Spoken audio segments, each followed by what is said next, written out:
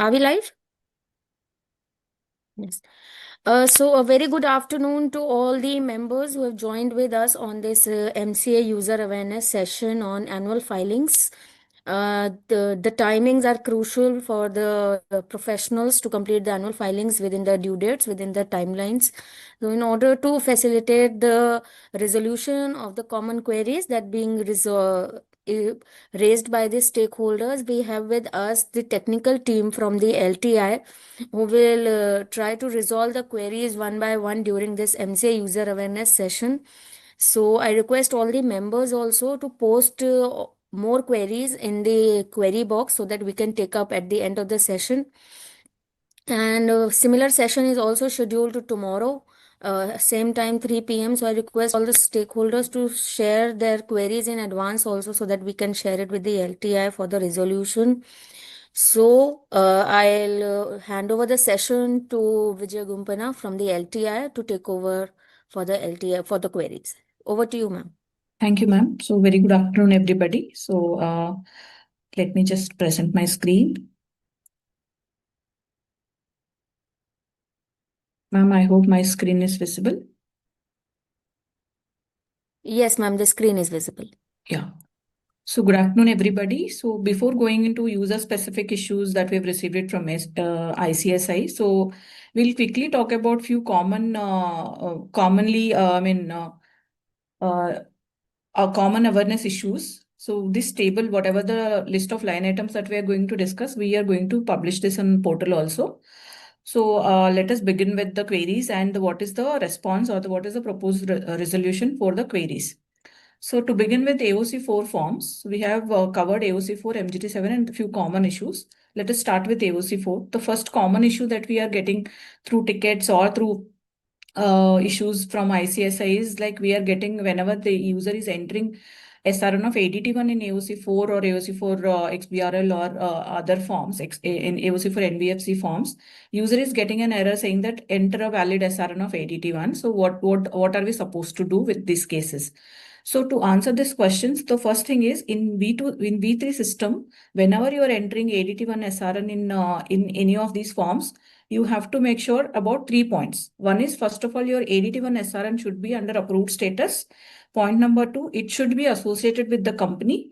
And third point, very, very important, whatever the financial year end date for which you are trying to file this AOC4 form or the financial statements form, that end date should fall between the from and to date mentioned in your ADT1 SRN. So there's a field called field number 4 in ADT1 wherein you will be entering period for which accounts are audited, right? So there you have two fields, from date and to date. Your end date should fall between those two dates. For example, I'll give you one example where you will get an error.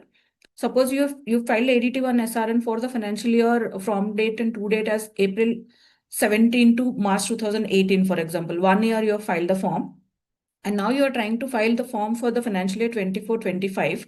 And if you try to refer that SRN in V3 system will throw an error saying that because the financial year end date in my example is 31st March 2025, right? Obviously, whatever the SRN that you are referring, the period is not actually, it is not falling between that from and to date that where ADT1 SRN is, whatever the date that is available in ADT1 SRN. So hence you will get an error. So we would request you to please make sure that whenever you are referring ADT1 SRN, that end date should fall between your from date and to date, else system will throw an error. So the next commonly asked question is about, we are saying that your previous year numbers are getting pre-filled from your previous year forms if the form is already filed and approved. But why certain fields are not getting pre-filled like trade payables and other income? So the answer to answer this question, so basically if you see trade payables and other income in V2 system are the single line items wherein you were used to report the trade total sum of trade payable in against a single line, and same is the case with other income. But however, if you go through the schedule 3, this trade payables is bifurcated between dues to MSMEs and dues to other than MSMEs. And this change was done long back, but V2 layout has not actually captured this change in the layout. So to comply with Schedule 3 requirements, we have now actually bifurcated trade payables into dues to MSMEs, dues to other than MSMEs, which means In V2 system, suppose your trade payable is 1,000 rupees, you must have given that 1,000 rupees against the trade payable line item number. But we don't know the bifurcation, whether it is for MSMEs or other than MSMEs, or part amount is MSMEs, part amount is other than MSMEs, right?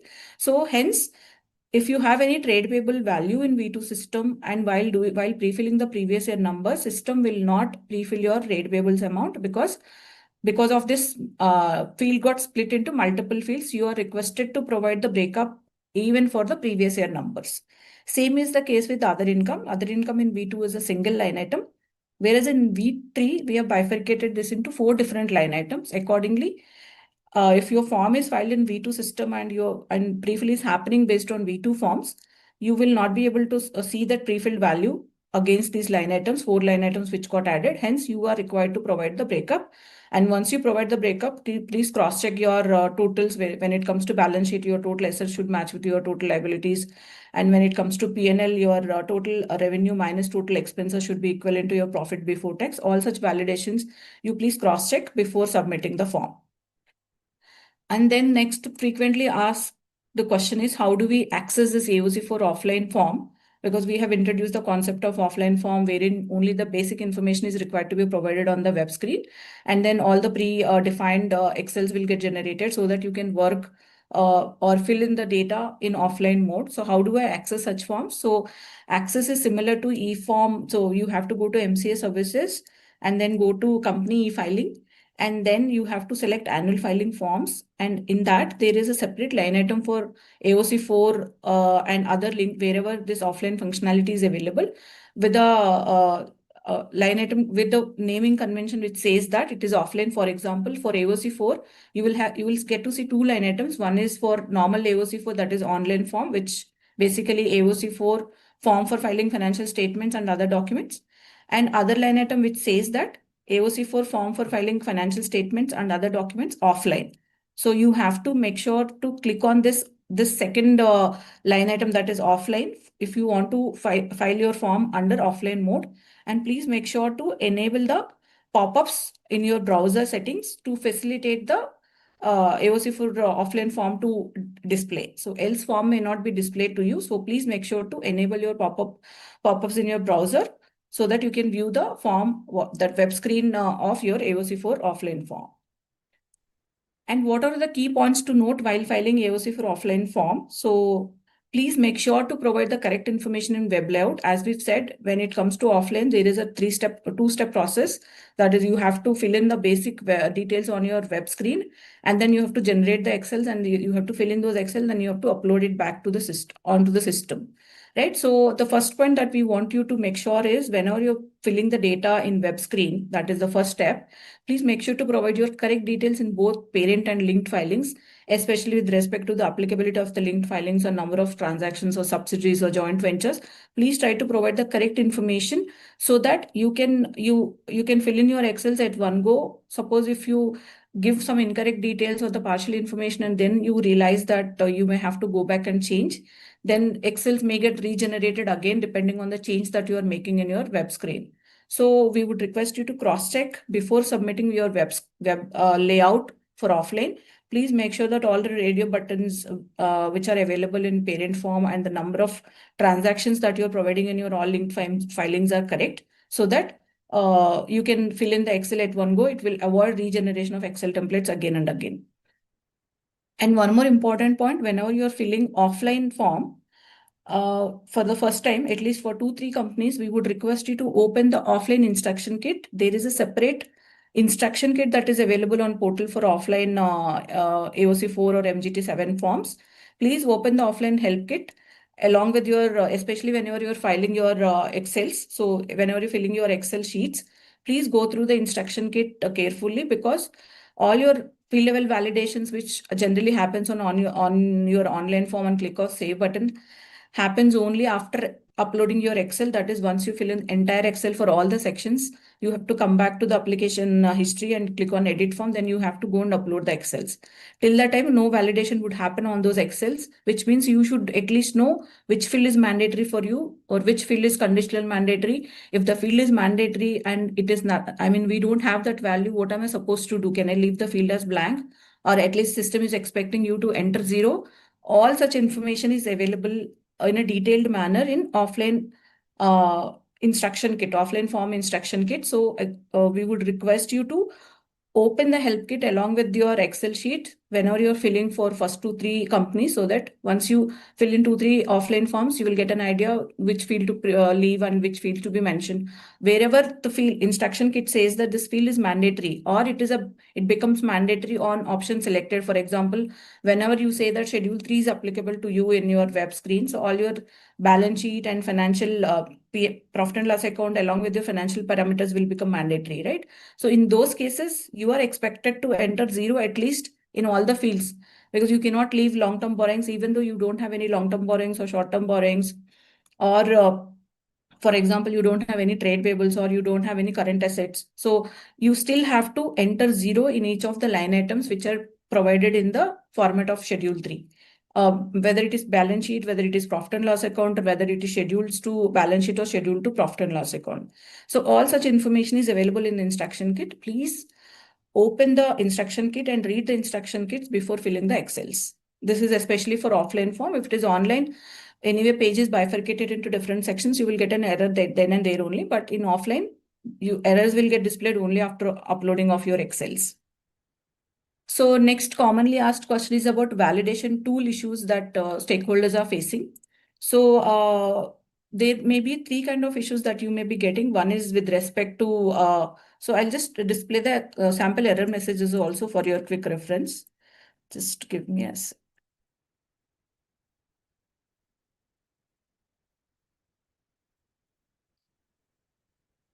So first thing is, as we all know, we have introduced, we have actually now all your XML, XBRL documents, even though there is no change in the taxonomy, we are still using the same taxonomy, same index and same CNA taxonomy, but still you are going to file this AOC for XBRL form in V3 system, right? So which means whenever your software vendor is generating your XML, in XML there is a schema URL link which directs which links actually your XML document with MCA portal. That is called schema URL link. You have to make sure to change that schema URL link, which is currently there for, maybe you must be giving a schema URL link of V2. That may be one of the reason why your validation is failing. So please make sure, or please connect with your software vendor and ask them to use the latest schema URL link, which is defined here. And the same is available on XBRL page also. What is the schema URL link that they have to provide in the XML document to avoid errors and whenever you're trying to validate the XML. So here, if you can see, whenever you're using V2 version of the schema URL without, not the V3 schema URL, you will get this kind of error, pre-scrutiny error. So in that case, so you are requested to use, there are 2 things that you have to do. One is you make sure that your schema URL is updated. And the second one is you are using the latest validation tool, which is there on MCA portal, which is version 5.0, which is there on V3 system. So coming back to the error screens, first error screen, if you see, whenever you see a pre-scrutiny error on on loading of your XML, which means that you are not using your latest validation tool version, which is there on MCA portal. In those cases, please download the latest validation tool on which is available on MCA V3 portal, and then try to validate your XML. So if you, whenever you see a pre-scrutiny service error, which means that you are not using the tool correctly, the correct validation tool is not actually consumed for validating your XML. The second kind of error message that you may see is here. I hope my screen is visible. So whenever you are using old schema URL, in those cases, you will get this kind of error message. Either instance document is not for index, or the schema, the XBRL reference link attribute is schema reference is wrong.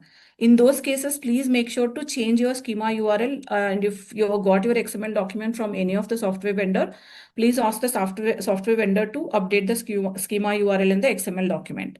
And the third common mistake that we have seen when you are validating XML in your validation tool is selecting incorrect taxonomy. Suppose you got the instance document or the XML document for IND-AS, but you are trying to validate it against CNI, it will throw an error, or vice versa. So in that case, you will get an error saying that either instance document is not for IND-AS, or again, schema is wrong.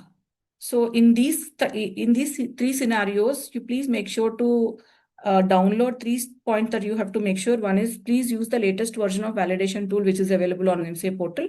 Please make sure that your schema URLs are proper in your XML document. And the third is whenever you are validating your XML, try to select the correct taxonomy. That is, whenever you are validating Ind AS, please select the Ind AS as the taxonomy or vice versa to avoid the common mistakes with respect to your XML validation on XBRL validation tool. So, and next point is about what are the steps involved in validating the XML document. Again, the process of XML validation in XBRL tool is same as V2. That is, you will download the XBRL validation tool, and then you will click on the extracted file called xbrl-tool.exe, and then you will download it. And then you have to load the taxonomies onto the system. There is a function called download taxonomy under the taxonomy menu. This is one-time activity. So if you've already downloaded your tool and already downloaded your taxonomies within the tool, there is no need to repeat this step again and again. So if you're downloading the tool for the first time, you have to download the taxonomies also within the tool. And once the taxonomies are downloaded, you have to select the taxonomy for which you want to do the validation, and then select the taxonomy and then open the instance document under the file menu. So there is one option called file. Then you have to open the XML document from there, and then you have to select. There again, validation happens in a two-step process. One is validation at in XML level, and there are some validations which are basically happens, which we call it as pre-scrutiny or server-side validations. Once the main validation, that is XML level validation, gets completed and you get a successful message, then you have to do a pre-scrutiny validation, which everything is within the tool. Once you get a successful message, then only you can go and attach this XML document to your XBRL form and then file the form. These are all the steps that are involved in validating your XML document within the XBRL validation tool. So these are about a few key pointers for AOC for XBRL. And next, let us talk about the common points which we need to ensure before filing the form. So the first point is about the cancellation of the SRN. So please note that in V3 system, the form gets filed in a 3-step process. One is first you go and upload your, submit your web form. The moment you submit the web form, SRN gets generated and displayed to you. And same can be, same you can see it in the application history also. And then once your web form is submitted and SRN is generated, then you have to download the PDF documents from the application history, and then you have to affix your DSC, and then you have to go and upload your DSC affixed PDFs onto the MCA portal. This is step number 2. And the third step is after that, you have to go and make the payment. Once you make the payment, depending on the processing type, if it is a straight through processing, your SRN will be auto approved. If it is non-STP, then the form will go to respective location or the ROC for further processing.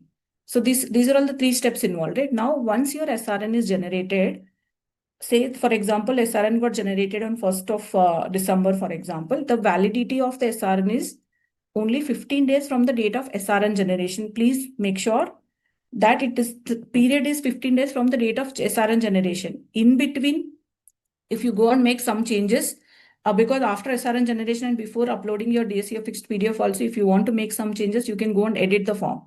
But your 15 days time period will start from your day when your SRN is generated and not from the last modified date.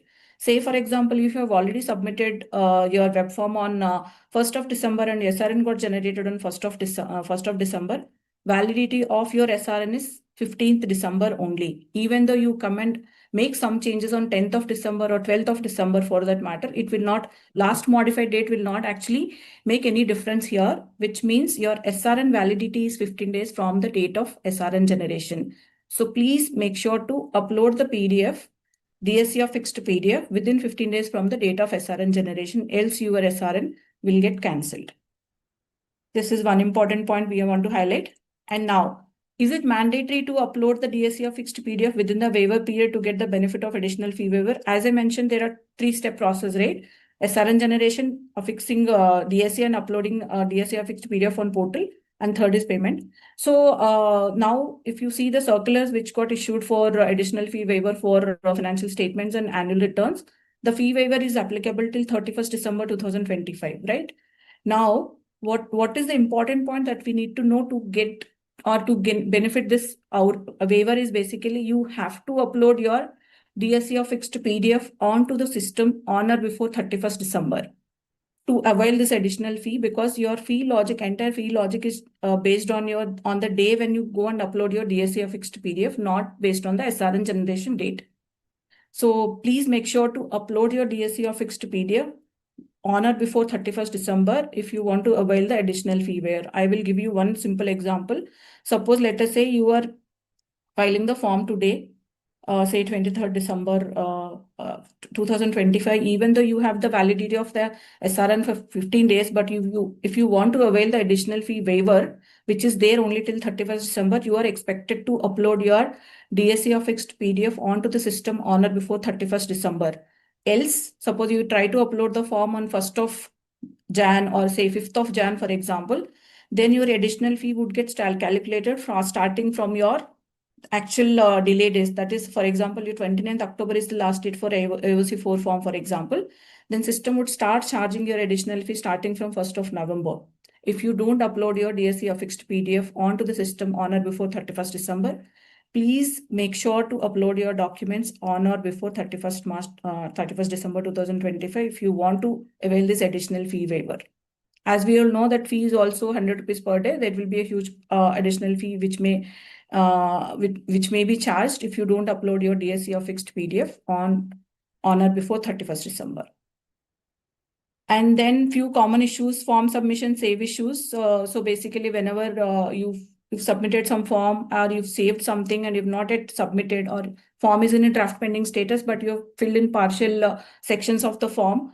And whenever you're coming back from the application history, you may get you may not be able to see the data correctly, or you may not be able to proceed further, or you want to edit something or continue there, you will not be able to, sometimes you may not be able to see that save button. So the answer to this question is, whenever, suppose, let us say currently your form is under draft pending status and you filled in, there are 5 sections in the form, in the screen, for example, 2 sections you've already filled in and saved and close the application history, close the tab, and now you want to come back from application history and clicked on edit button. So please note that you have to, if you have actually left the page in between by clicking on partial saves, then it is required to click on all prior save buttons so that you can continue from the next section onwards. Suppose AOC 4 form, first page maybe have 5 save buttons and you have filled in first 2 save sections and then left the page. And now you are coming back from application history. Before moving ahead, please try to save all the prior saves, and then so that you can continue with the data which is available on the 3rd section. So if you are finding difficulty in finding the save buttons, kindly use the Control F function and click on select save button so that you can search all the save buttons available on that page. And PDF download or generation failed. So whenever once you submit your web form, you're requested to wait for a few seconds after submitting the form, because these forms are we have so many linked forms also, and these PDFs also huge in nature. It may take little time for system to generate your PDF. So please wait for a few seconds after submitting the form and before clicking on download button, which is available on your application history.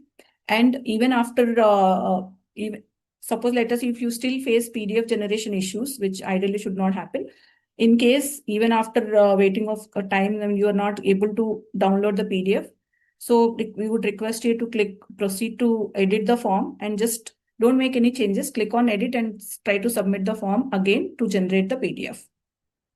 And then PDF version incorrect issues. So this is also one of the common issues that we are facing. Whenever you are trying to upload your DSC or fixed PDF, please make sure to upload the latest version of PDF, especially for the cases where you have generated the PDF and then you went back and edited your form and again submitted. So in those cases, you are expected to download the latest version of the PDF for affixing your DSCs. A system will throw an error saying that your PDF version is incorrect. And then payment deductor challan not generated. It is again a known common issue. So please request all the users to wait for at least 4 hours to get the confirmation from bank for your payment confirmation. And frequent logout issues. So as we have said earlier also, please do not keep multiple MCA tabs open simultaneously. Now, as per the recent changes, you may, if you are trying to open multiple tabs within the same browser, system will log out automatically in one of the all the previous tabs. So please make sure to use only single tab in one single browser. If you want to use, if you want to open any MD services or any other MCA services apart from filling your form, then try to open this MCA portal from a different browser so that you can view the transactions or the services, whatever you want to view from MCA portal. And whenever you're affixing your DSC and uploading your DSC affixed PDF, you may be getting error saying that DSC is not registered or not valid. So here we have listed a few steps that you need to follow. First of all, whenever you are filing any form in V3 for the first time, DSC association is mandatory step. Even though you have already associated your DSC in V2 system, you still have to associate your DSC in V3 system. However, this is one-time activity unless your DSC is expired. So to associate your DSC, you have to go to MCA services, FO services, associate DSC, then you have to associate your DSC. Please note that this is required in V3 system if you are coming for the first time to file any form in V3 system. And next is, please note that company or LLP user cannot associate their DSC. Also, registered users also will not be able to associate their DSC. You have to create your ID with the business user role so that you can go and associate the DSC under the relevant role. And if you're facing issue whenever you're affixing the DSC that your role is not matching correctly or not, please make sure that DSC which you are associating is already associated with your ID. Whatever the DSC that you're using, it should be associated with your ID and with the same role, whatever the role that you have selected in the form. So you please make sure that your role is also correct.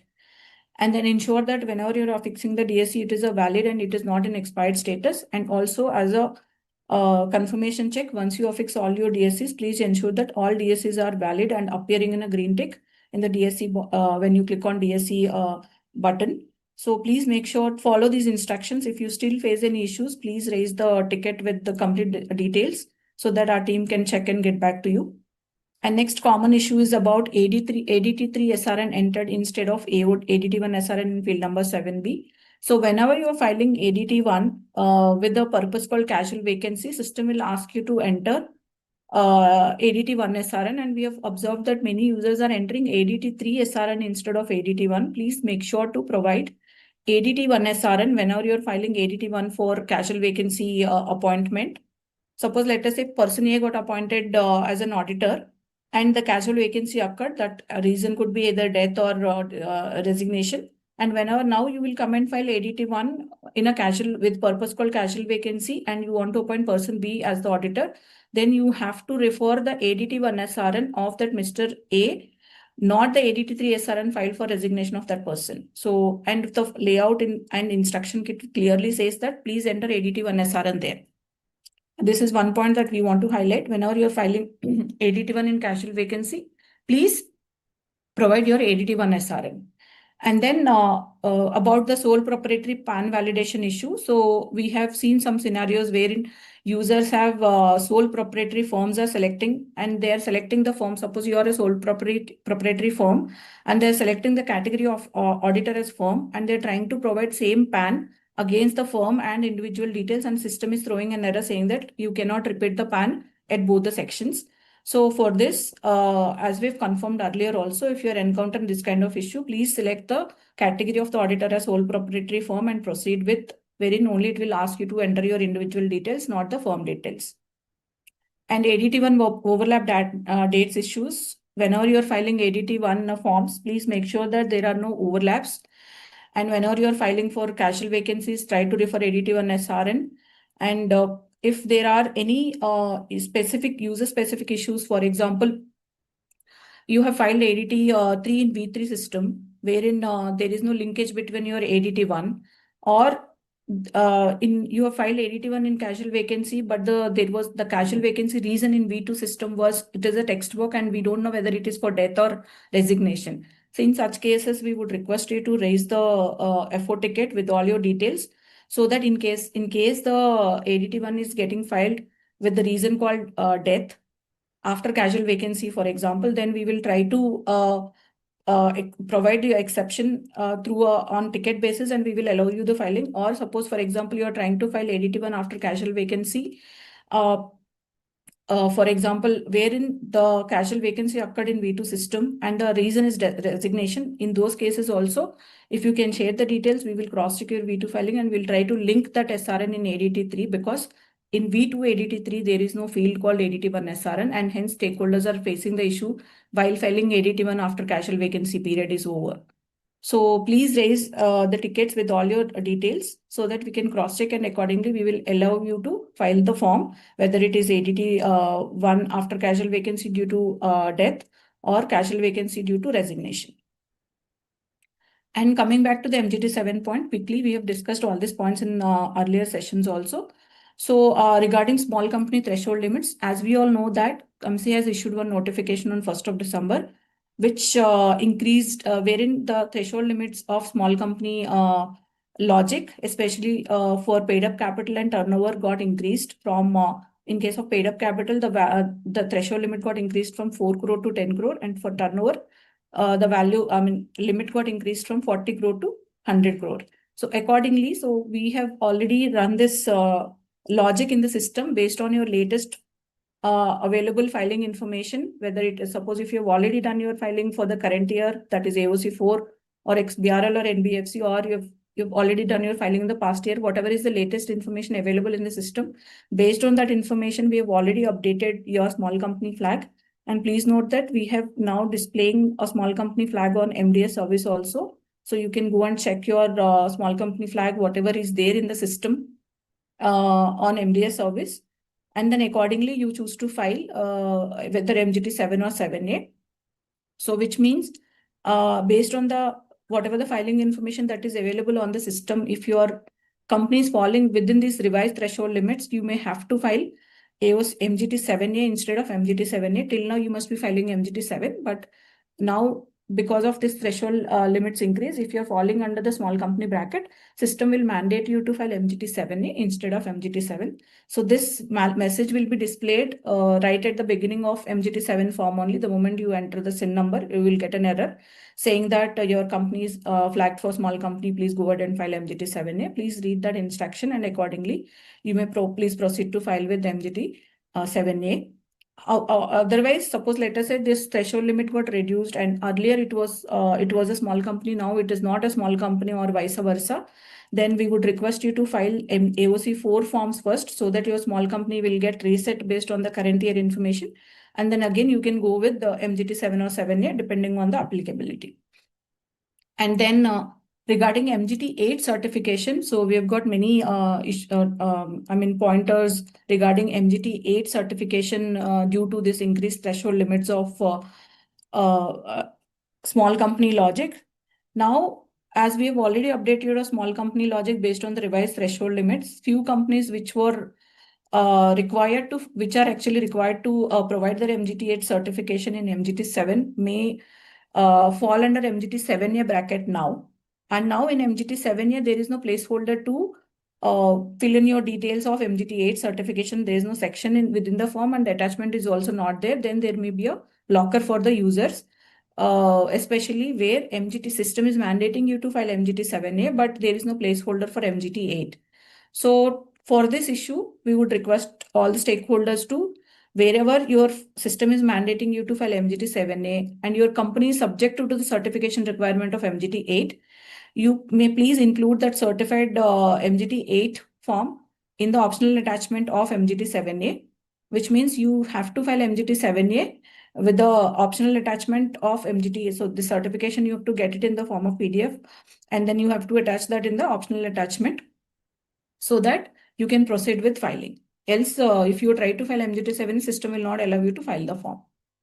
The next point we have already discussed. So if there are any changes, currently system is showing your small company as yes or no, and you want, and during the current, based on current year financial statements or the current year filings, your small company will flag will undergo a change.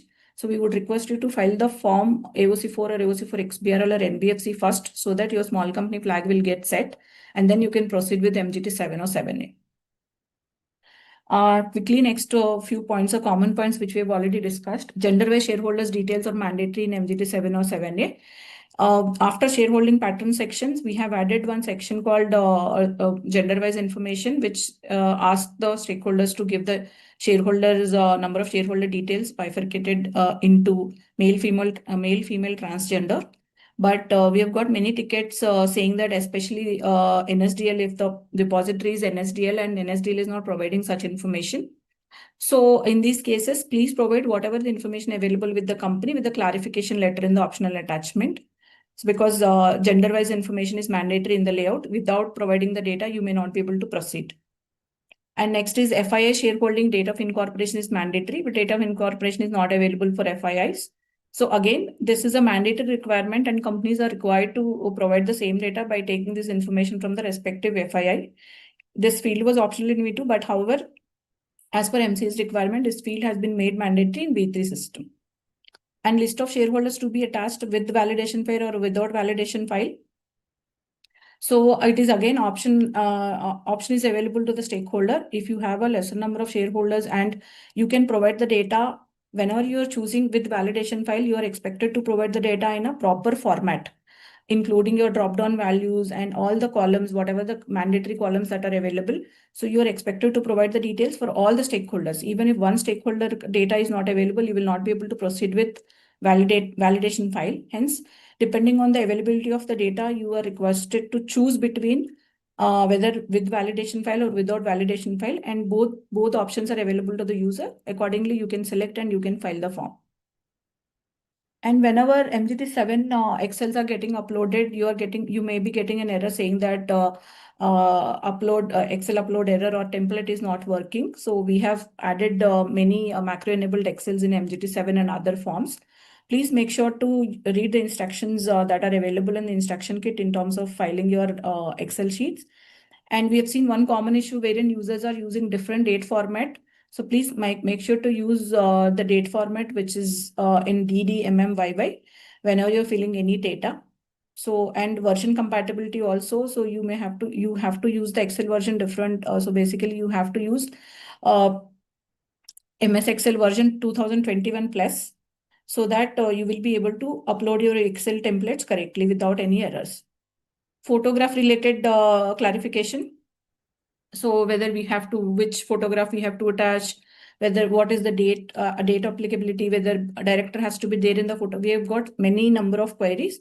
So to answer these queries, first of all, it is mandatory to attach the latest available photograph of the registered office of the company showing external billing and name and address.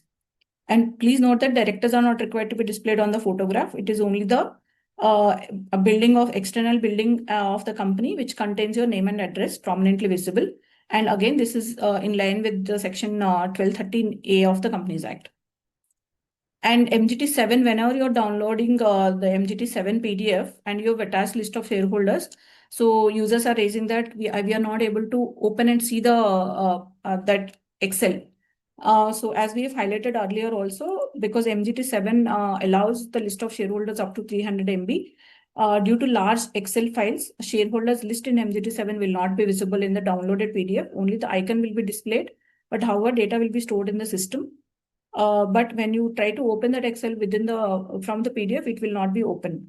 So however, this functionality is only applicable for MGT7, not in MGT7A. You can very well open the Excel document in MGT7A. And regarding the CSR, so MCA has issued detailed frequently asked questions on CSR when this change happened and the CSR rules got modified in 2021. So there is a circular called Circular number 14 issued on 25th August 2021, which lists around 40 or 50 plus FAQs, especially from functionality point of view, what are all the changes, what is the meaning of ongoing projects, how to, what are key points that you need to know before filing the details or before reporting your details. There's a detailed FAQ circular issued by MCA in 2021. We would request you to go through those FAQs if you have any queries on CSR spending. So that is when should I select ongoing project, when should I select other than ongoing project, how many years I can carry forward my excess spent, and within how many years you have to do unspent if the unspent is due to ongoing projects unspent. So all such information is already available on FAQs specifically issued by MCA on CSR. So please open the circular which is available at these links. Please note that this entire document will be publishing it on MCA portal also, so you can go through that. So now I will hand over the discussion to Yash and Ankit Negi so that we can quickly go through the questions. Ankit or Yash? Good afternoon, everyone. Now I'm sharing my screen.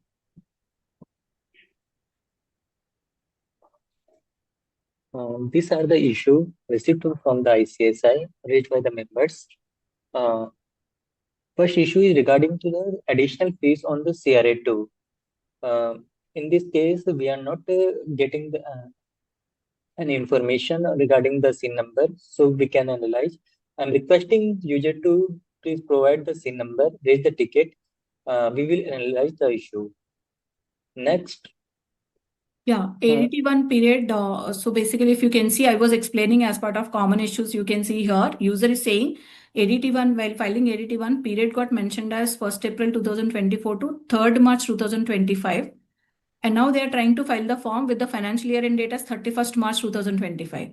So obviously, system will not accept this ADT1 SRN because period end date is not falling between started and end date. Maybe it could be as we can see, it could be a clerical error, but in this case, system will not allow you to proceed with AOC for filing because the third validation rule, that is end date should fall between your from date and end to date, is not satisfying. So in this case, user may approach the ROC user for marking this SRN as defective, where if it is a clerical error, and he has to proceed with the fresh filing. So right now, system will not allow you to file the form in this case. Yeah. Then the next point is about DIR 12 filing under process. It is again, it is basically if it is NSTP form, so please request the user to raise the ticket because it is pending with it must be pending with the ROC user. So we will check and update you.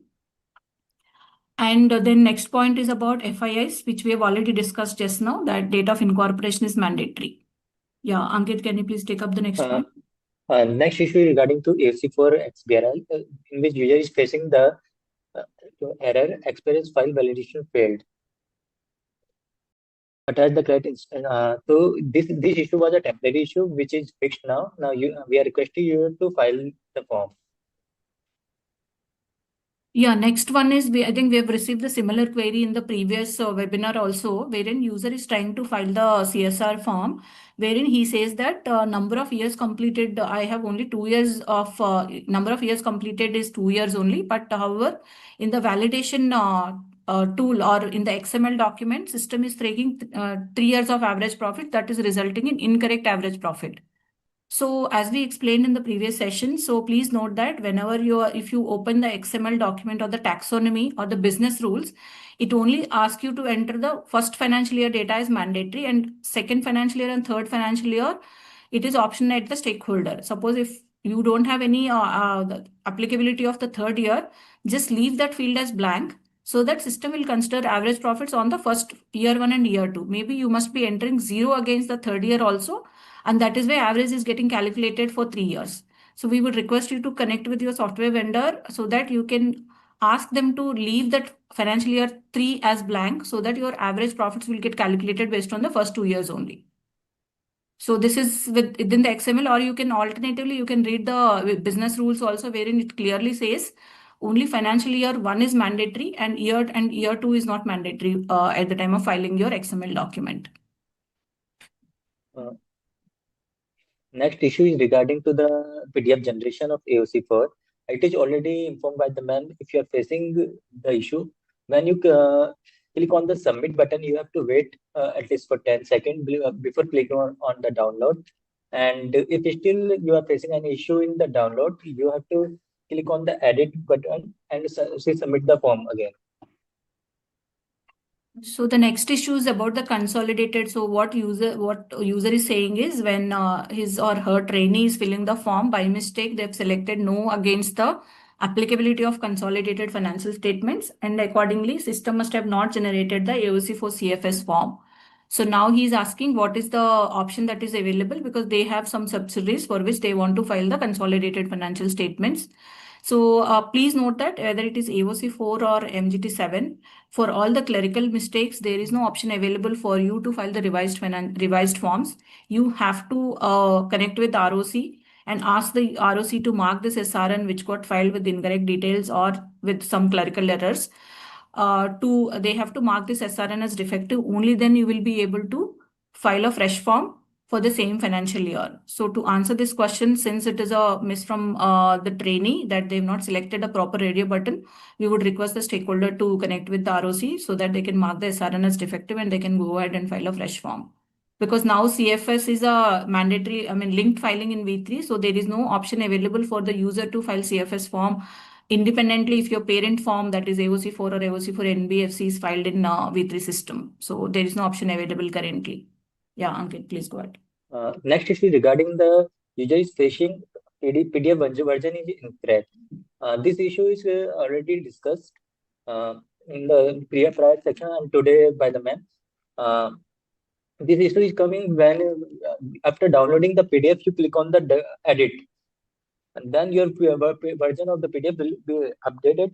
So you have to download the latest PDF and affix the DSC and upload.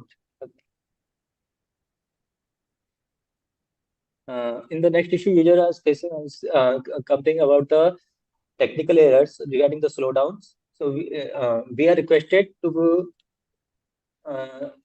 use incognito mode, private window, and the prefer offline forms.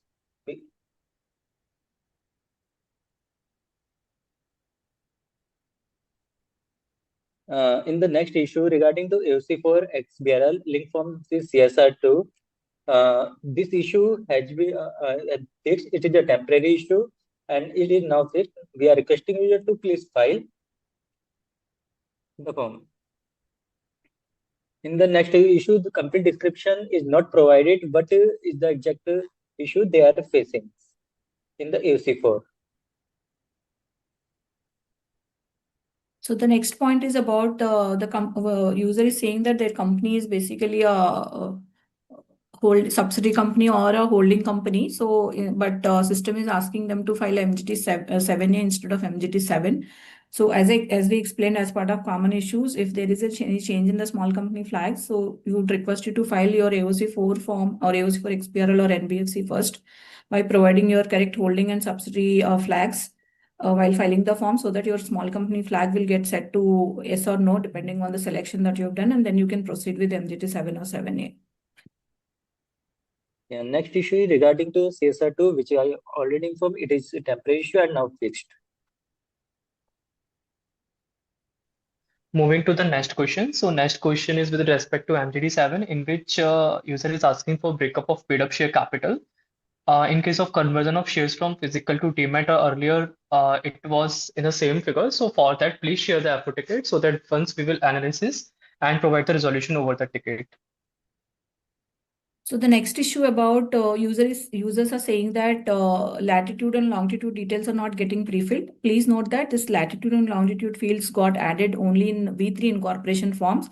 That is, if your company is incorporated in V2 system, so maybe you've not filed any INC 22 in V3 system, you may not be able to get these values pre-filled automatically in the form. In those cases, if the value is not getting pre-filled, you can go and edit the value. So system will enable you to edit the values and you can edit and provide your details in MGT7 or 7A. There is one more point regarding business activity appearing as NA. So for this, we would request the user to share the ticket number along with the SIN number so that we can check what is the issue, because this issue description is not actually clear to us. Request the stakeholder to share the FO ticket for this second issue.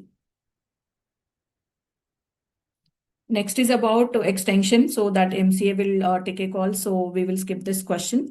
And then next is how to file MGT7 where no identity proof of shareholders is available with the company. This we have already explained. If the details are if you want to choose to file with validation, you have to have all the details correctly for all the stakeholders. If the details are not available, please proceed with without validation Excel, and you can share the details in your own format and upload the form. And next is, can you please scroll down? Yes, sure, Ankit. Auditor appointed up to 31st March 2027 as per MCA record. In case of his death, which form to be filed when new auditor appointment is filing? Error message, error ID, auditor is already appointed. Yeah, this we were talking about the ADT one issues. So if the in case of death of auditor, so ADT 3 is not applicable because that is applicable only for resignation cases. So whenever you're filing for casual vacancy, system will allow you to file the casual vacancy without any issues. But casual vacancy can be done only for the 1 year, and after that you want to file the auditors for the next remaining period of appointment, then you may be getting this kind of errors.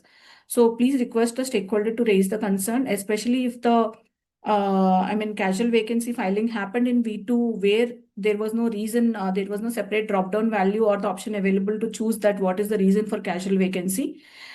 System may not be able to read whether it is basically what is the reason, whether it is death or not, to skip your validation. So accordingly, we would request you to share all your details of your casual vacancy and what was the reason for casual vacancy, and share that SRN so that we can enable the filing on a case-to-case basis in this case.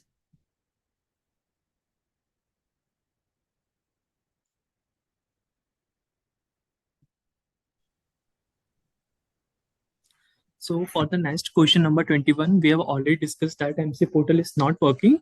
So please file the form accordingly as we discussed previously. Question number 22 is with respect to MGT7, in which user is saying that they have attached MGT8 to form MGT7 and uploaded the same, but downloading and saw there is no MGT8 attachment. Okay, so for this, please share the affidavit because there is no such issue from our side, but still please share the same so that we will analyze and get back to you. Next issue is regarding the login IDs. User is saying that when he's creating the login, he's getting error that a login is already exists with the pen. So if you can use the forget user ID, in which you have a multiple options to check the user ID. You can check with the email ID also, PAN number also. If still you are not finding any user ID, you can raise the tickets, because there are the issues. We have migrated the V2 user ID in V3. So we are requesting you to raise the ticket. If you unable to find the user ID, we will provide the username. And the next issue is regarding to AOC for CFS, in which you have to give the detail of the profit into the parent as well as minority shareholder. This is required as per the requirement of the Schedule 3, and it is mandatory. So whatever the profit you are mentioning in the P&L, you have to give the bifurcations. It is mandatory. Next issue regarding the MCA website issues, which we have already discussed. You have to please prefer the offline filings and use incognito mode and private window. Next issue regarding to AOC for XBRL CSR issue, which we already informed that it is a temporary issue and now fixed. Next is a suggestion that conduct session till 31st December. Next issue is for this ICSI will take a call, and accordingly you will get a confirmation. Yes. Yeah. Next issue is same again regarding to the AOC for XBRL and the CSR2, which is fixed. And the next issue, user is saying the pre-fill option not coming up. So again, I'm requesting the user, when you are mentioning the problem, you have to give proper description. So we will provide the proper solutions. If next issue and suggestion, whether the director to be counted in the number of employee in the extract of board reports. In this, I'm requesting refer to the relevant laws. Whatever the as per law, it will be it will be counted. Next issue is the PDF download could not be completed at this time. Please try again later. For this, we have in this session, ma'am is already informed. If you are facing any issue in the PDF download, so when you click on the submit button, you have to wait at least 10 seconds before click on the download. And if still you are facing any issue in downloading, you can edit and resubmit the form. So next is about there is one service called check annual filing status, wherein you can check the status of your annual filing, whether it is MGT7 or AOC for DTT1. And there is one query on, especially user is saying that they have filed AOC4 form in V3 system for the financial year 24-25, but that details are not appearing in the check annual filing status. So we have checked with the team. So mostly it will be fixed in a day or two, because I will tell you what is the reason. Because in AV3 system we have introduced this concept called a new status called registered, especially where the form is conditional STP. So for to handle STP forms, so we are displaying your status as registered. So that registered status is not actually consumed in that service. Hence, you are not able to see that AOC4 filed in V3 system. So which will be fixed in a day or two. And for now, if you want to see your filing, you please access your application history and check the details, and check annual filing status with issue will be fixed in a day or two. Yeah, Ankit, go ahead. Next issue is same regarding the website issue, which we have already informed. In the next issue, here is saying that they are filing the AOC for, they have filed the AOC for, the company is a small company, but they are attempting to submit MGT7. The MCA portal displays the error message, company not a small company, please file the MGT7. So in this case, we request you, please share the create that FO ticket, we will analyze why this is happening and respond to the user. In the next question, user need clarification on the definition. There is in extract of board report, there is a field. Are there any reportable transaction on the on which as per section 186? And the next field is you have to give brief description why this transaction is not reportable. So if you selected no in the field whether there is any reportable transaction as per section 186, then it is mandatory to give the description of the why this transaction is not reportable. If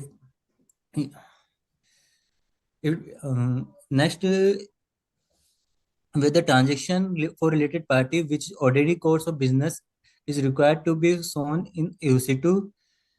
So in AOC2 only the material transaction are to be reported, whether they are arm's length basis or not. This requirement, what to be reported, is clearly mentioned in the section 188. So whatever the transaction are required to be reported in section 188, this transaction can be reported in AOC2. In the next question, user is saying that they are filing AOC4 and still not able to download, or filing is corrupted.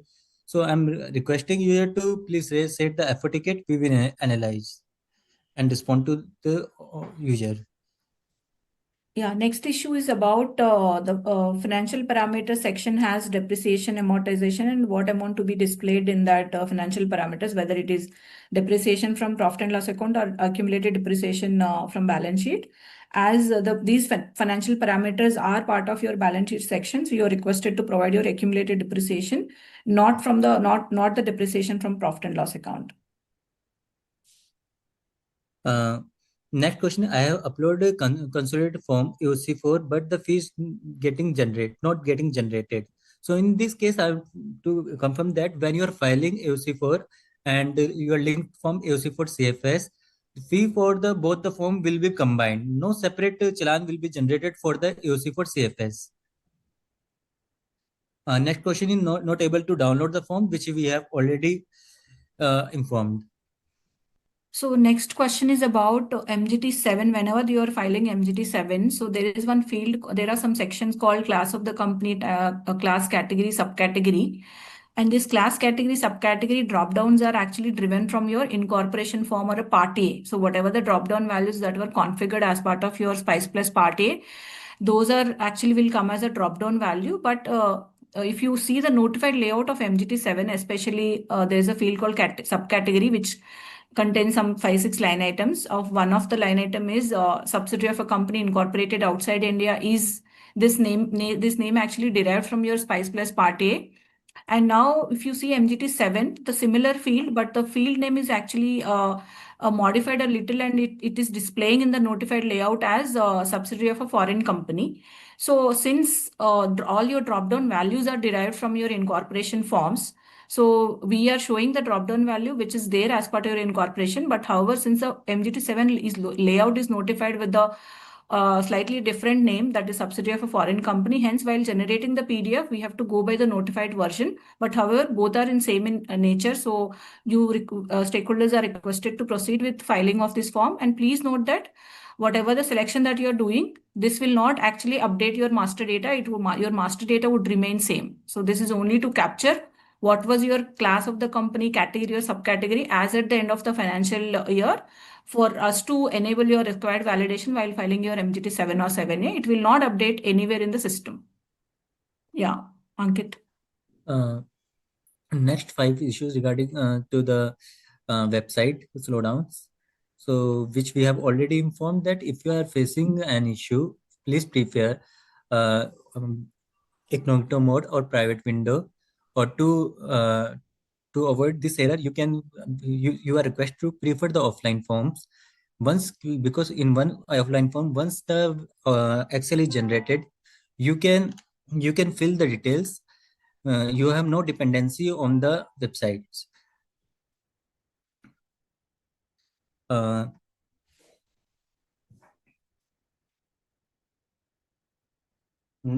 Next issue is regarding the when they are user filing AOC for XBRL, name of the auditor signing the report in the mismatching. So I'm requesting, whenever you are entering the name of the auditors, please don't enter the any prefix like Mr. CA. Please provide the exact name, and you can also verify the name from the ICSI record. And if still you are facing the problem, please raise a ticket with all your details. We will cross check with our within our system, and we will let you know what is the name that is available in ICA record, ICA or ICSI, whatever is the field. Next point is about in MGT7 and 7A, there is one section called penalties and compounding details that are happened that are actually there against the company. So user is asking whether the question here is whether all acts we have to consider for this, or whether directors holding directorship in other company, or what information is required to be given. So we would request the stakeholder to go through section 92(1)(1)(h), so which actually the section is not clearly section. The clause says that you have to report all penalties and punishments, and the compounding of offenses, compounding that has actually happened during the year is what it says.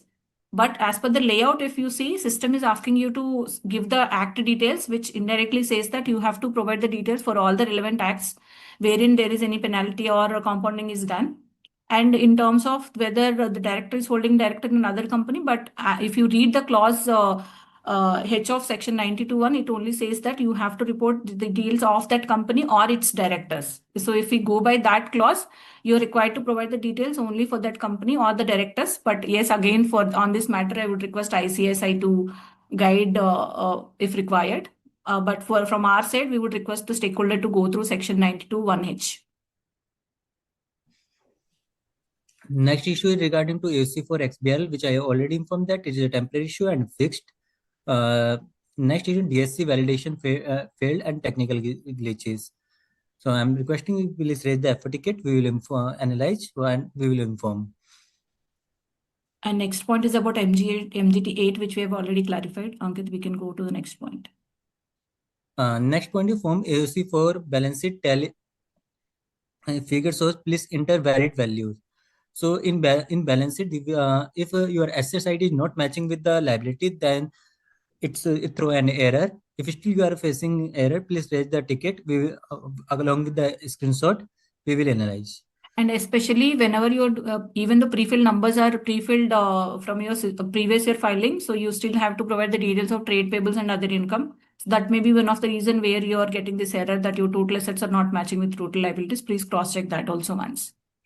Yeah. Next ticket related to the technical issue of the website, which we already informed. Next one is also we have informed regarding the PDF version is incorrect. This one is we have already informed. Next is about how to rectify the inverted error in MGT7. As we've explained, for any clerical mistakes or the incorrect radio buttons or incorrect details that are provided in AOC4 or MGT7, if you want to correct such details, you have to approach the ROC and ask the ROC to mark this SRN as defective, and only then you will be able to file the form. Only in MGT7 and 7A, there is an option called revision, but that revision is limited only. The initial version of the form is filed where the AGM held that radio button is selected as no. And after holding the AGM, if you want to file, only then you will be able to allow, a system will allow you to file for revision. For all the clerical or inadvertent errors or incorrect radio buttons that you have given, or incorrect dates are provided in the earlier form and you want to correct that in the later form, all such issues have to be, there is no option available currently. You have to approach the ROC to mark your SRN as defective. And next point is about AGM extension. AOC for offline does not allow the select, but this is not the case.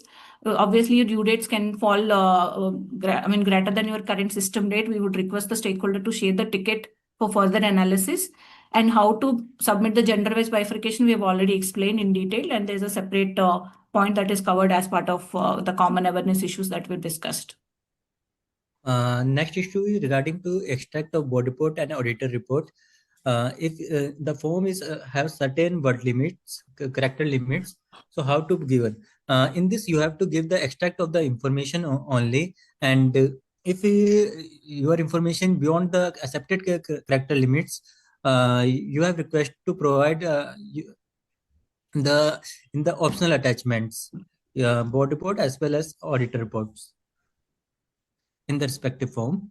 Next, regarding to AOC for NBFC, user is saying that they are unable to make the changes in the downloaded form. We are requested to please raise the ticket. We will analyze or inform. In the next question, user said that in the extract of board report under serial number 19, section 186, what are the reportable transactions?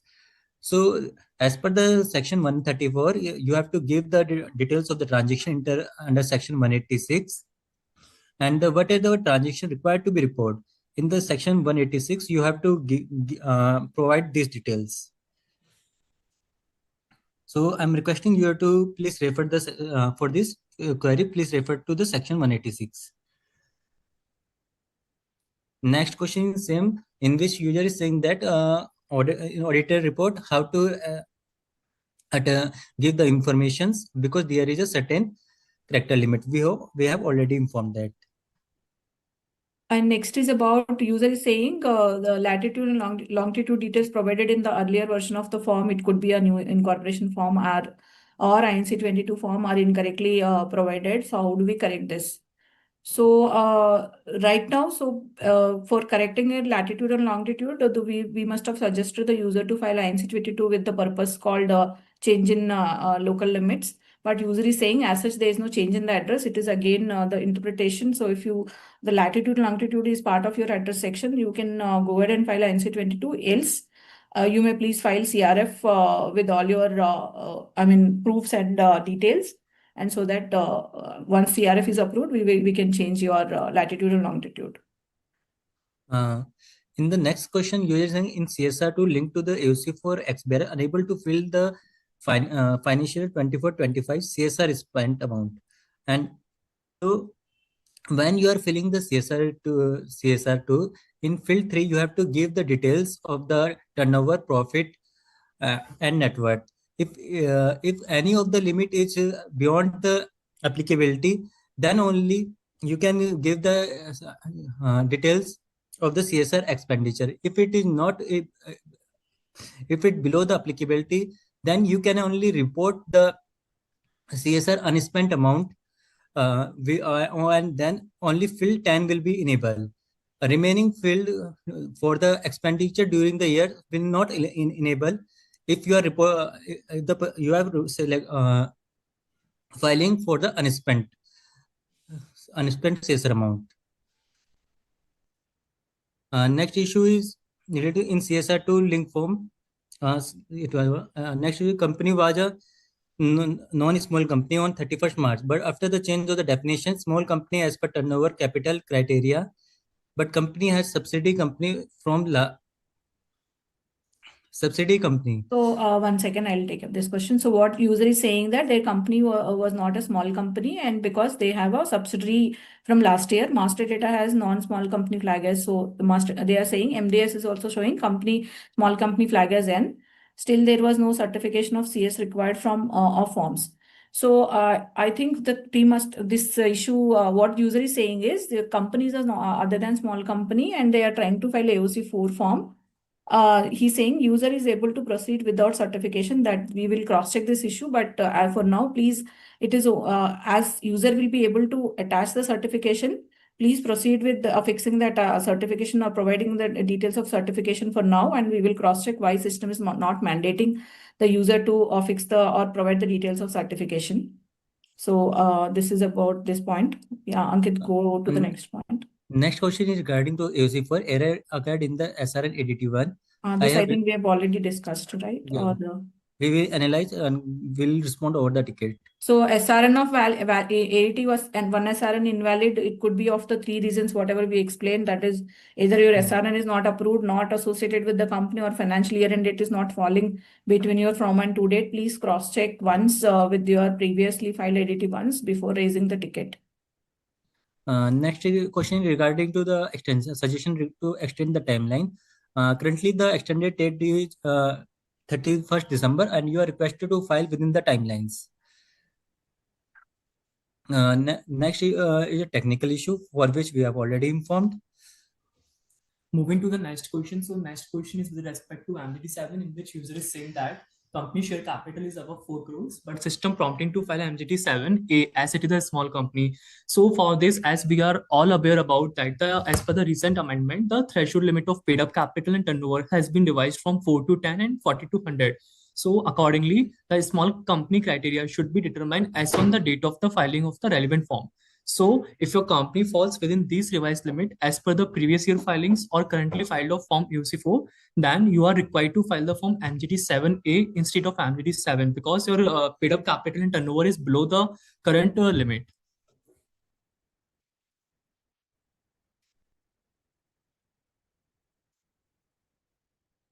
Next question is regarding to the if turnover is 0, what should be mentioned the number of activity mentioned in the AOC4. So in AOC4, if your turnover is 0, you can mention the number of activity as 0.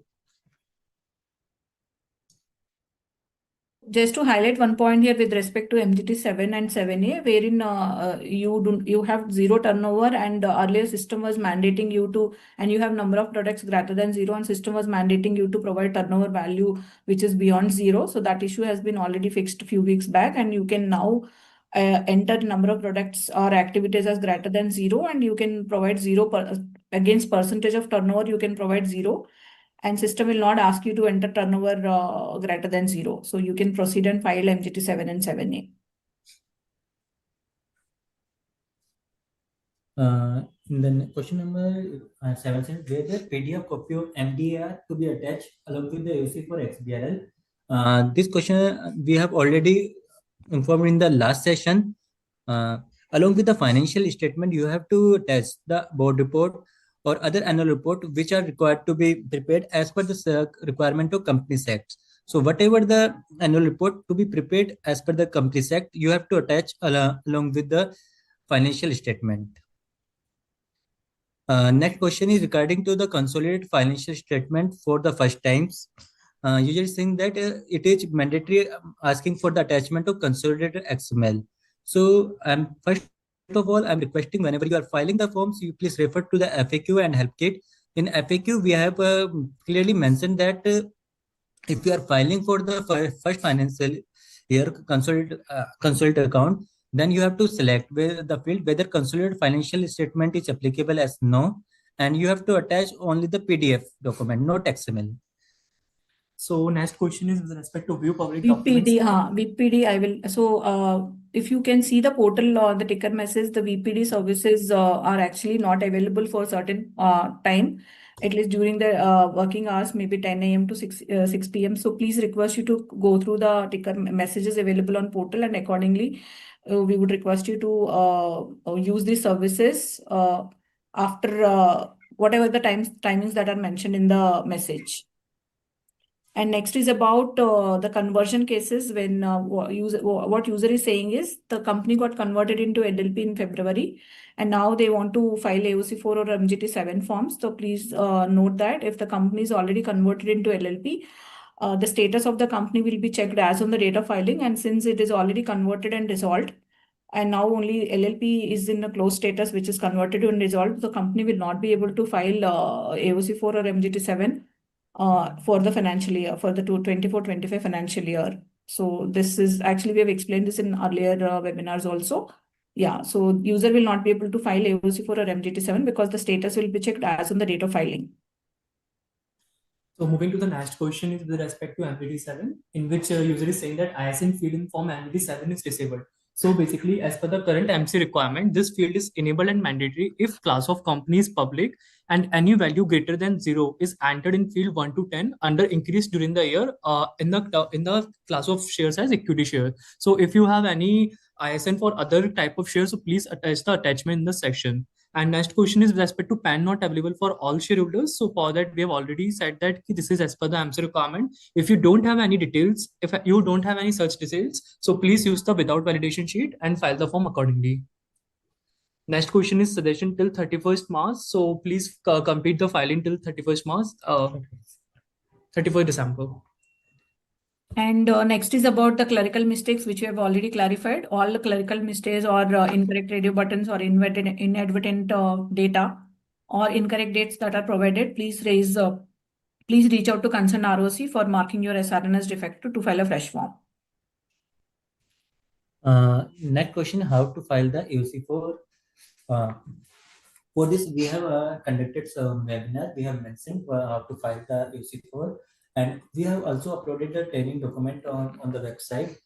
You can refer how to file the AOC4. Second, can we file the CSR1 for the provisional registration registered trust? So for CSR1, certificate of registration of the trust is the mandatory field you have to give. And next question is related to the our company they are related to the AOC4 or MGT7, in which user is saying that they have mentioned the date of AGM and due date of AGM, which was wrongly reflected in the PDF. So I'm requesting you to please raise the FO ticket. We will analyze and we will get back to you. Next issue is related to the AOC4 XBRL, which I already informed that it is a temporary issue and now fixed, and the user can file the form. Next issue is related to the multiple tab. Now we are not allowing to use the multiple tab in the same browser. If you want to access the any information, you can refer to the different browser. So moving to the next question. So next question with respect to MGT7, in which user is saying that the company is public limited company, and as on the 31st March 2025, the minimum number of directors fall below 3. So in such scenario, basically, this is as per the MC requirement. So if your company status was public as on the financial year ended, then it should have minimum 3 directors on its board, and in case of private, it should have 2 directors on its board. So please comply the compliances and file the form accordingly. Next question related to the AOC4 XBRL. Attachment not visible. Here is saying that attachment consolidated balance sheet is not visible in the AOC4 XBRL.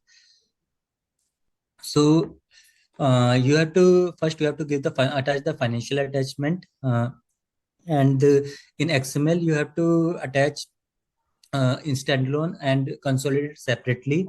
If you want to attach the consolidated balance sheet, you can attach with the in PDF. You can attach with the standalone or in an optional attachment. If still you have a facing an issue, you please raise the ticket or provide the complete description in which field you are facing the error. So for the next question number 89, please share the AFO ticket so that we will analyze what kind of issue you are facing while filing the form MGT14 and INC22.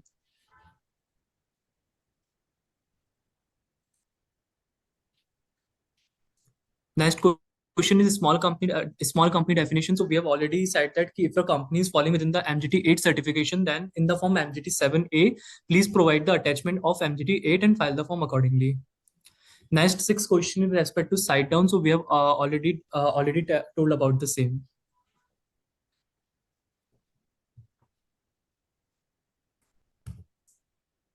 In the question,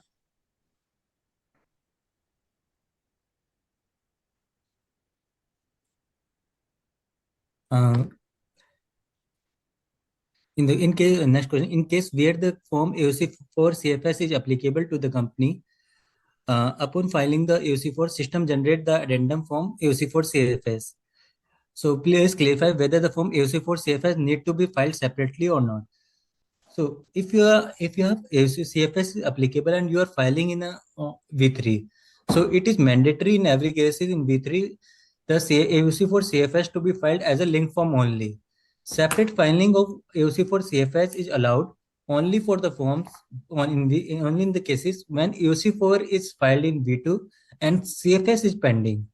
In V3, it is for the rest of the case, it is filed as a link form only. In the next question, the user is saying that they are facing some issue in the DSC. We will check the issue and we will revert back to him.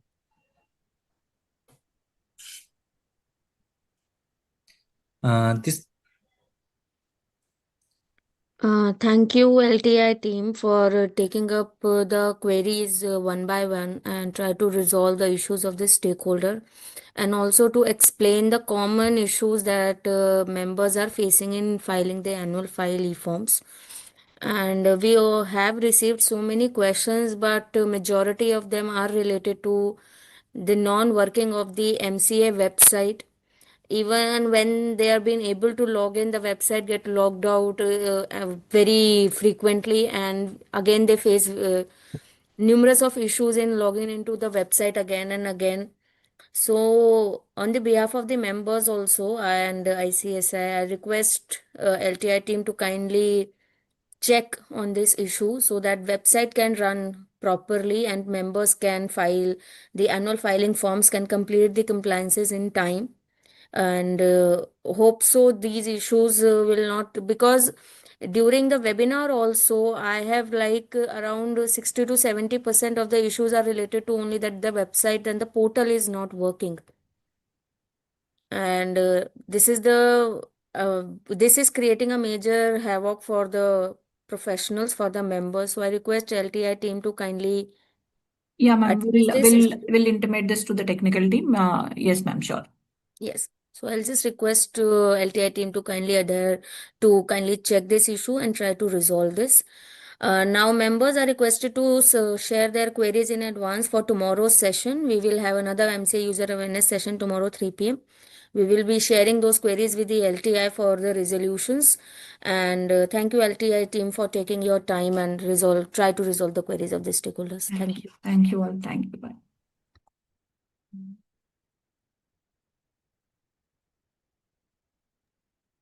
Yes, we can conclude it.